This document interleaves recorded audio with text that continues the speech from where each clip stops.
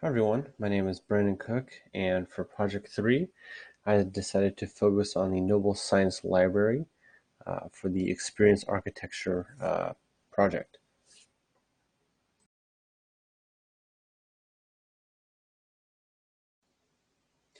So a little background on the Noble Science Library.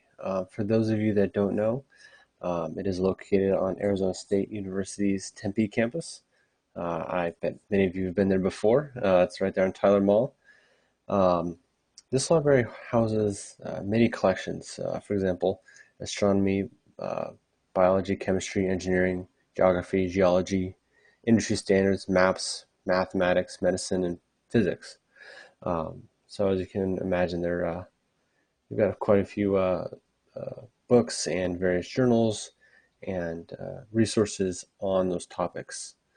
One thing that I didn't know was that the library is actually named after a guy by the name of Daniel E. Noble. He was a technical innovator who was known as the father of the Arizona industry. This is coming off of the ASU website, by the way.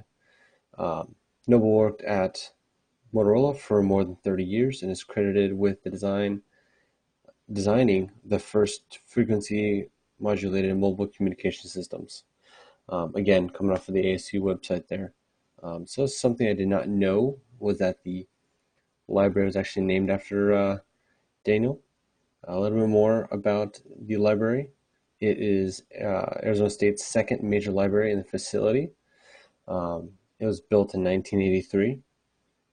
Um, More recently, in March of 2015, there was actually a flood. And this flood started at about 5 a.m. I guess there was a sprinkler error malfunction, and luckily it only affected the first level, so they were able to clean up and get that all fixed. Minimal damage to the collections, and kind of a quick little floor layout so everyone can kind of visualize. The first floor is information and checkout. Second is journals and study rooms, and the third floor is more of the books, the maps, more text related stuff.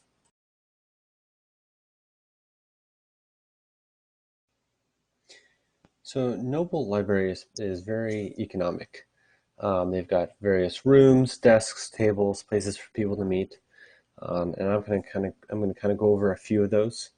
To start off, we were looking at the group study rooms. There's a total of 18 inside of Noble.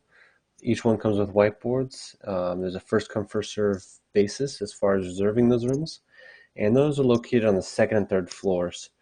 Um, these are good to get together with teams, work on a project, etc. The next type of room is the individual study rooms. There's a total of 55. There's nothing in the rooms, they're pretty bare. First come, first serve as well on those. And these are dedicated silent rooms. I've actually seen a few of these upstairs, and they're usually tucked away in corners. Um, one small desk, that sort of a thing. And those guys are located on the second and third floors as well. The third type of room that Noble offers is the collaboration room. There's a total of 5 of those. Each one comes with a whiteboard. It is reservable, and they're on the third floor. So this would be good if you meet with the team, once a week, at a certain day, a certain time, that sort of a thing. And last but not least, the video conference suite. This is a place where you can do um, video calls, interview, phone calls, stuff like that. Reservations only, and it's on the third floor. Um, Besides that, individual desks and tables are available for students to hang out with, to use. A lot of times they've got outlets all over the place, so you can plug in your laptop, phone, whatever you need to keep going, keep studying. Um, but overall, Noble is pretty economic in that way. There's lots of space to write, to work, that sort of thing, and everything flows very nicely.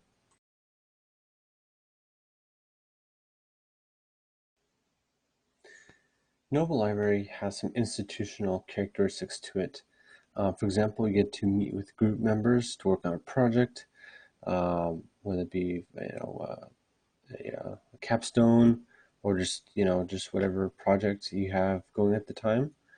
Um, you also can meet with friends to do study sessions. I know during finals week, Almost every library is jam-packed with people studying, trying to get in the last little bit of information and anything that they're unsure of kind of wrapped up before they start taking finals. And lastly, there's tutoring available at Noble. So although I didn't take advantage of that, unfortunately, I know a lot of people have.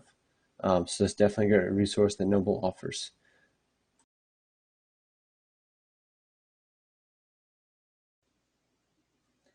Noble Library is obviously meant to be educational. They have a large amount of text and resources available. Just to kind of throw out some numbers coming off the ASU website, there are approximately 425,000 volumes available, 1,200 print and several thousand electronic journal subscriptions, 210,000 sheet maps, and 20,500 aerial photographs. And all this resource is available for ASU students to use for classes, do their research for their master programs and doctoral programs as well. Um, so the amount of knowledge at Noble available in text is just astounding.